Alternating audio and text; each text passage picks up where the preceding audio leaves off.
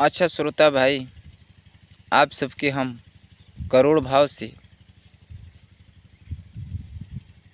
ये शॉर्ट गीत से पहले आप सबके नमस्ते प्रणाम करत हई।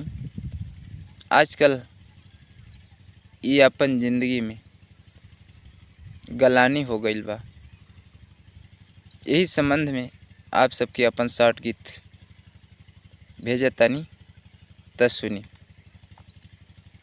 जब तक रहेला सजल अपन घर परिवार ये भाई, जब तक रहेला सजल अपन घर परिवार ये भाई, तो सब कुछ लागेला जीवन में मज़ेदार ये भाई, तो सब कुछ लागेला जीवन में मज़ेदार ये भाई।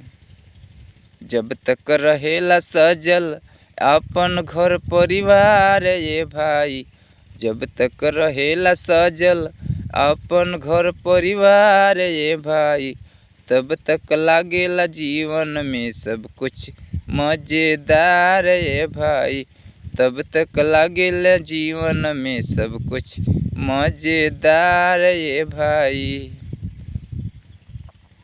होई जाला घरवा में जब बिखराओ, सब कुछ बदली जाला जिंदगी के भाव।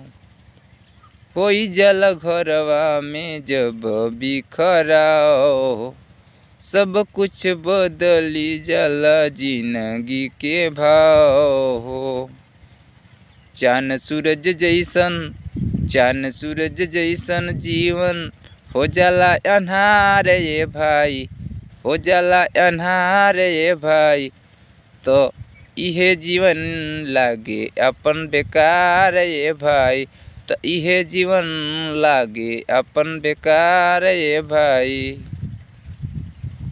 जब तक सजल रहेला अपन घर परिवार ये भाई, जब तक सजल रहेला अपन घर परिवार ये भाई, तब तक लागेला जीवन में सब कुछ मज़ेदार ये भाई, तब तक लागेला जीवन में सब कुछ मज़ेदार ये भाई।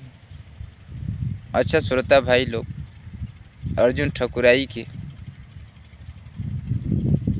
ई वक्त गलानी के टाइम बा, जीवन में कुछ परेशानी बा, ऐसे आवाज़ भी ठीक नहीं खेल चलत। यदि आप लोगन के गीत हमार अच्छा लागल हुई तो गीत के लाइक कमेंट शेयर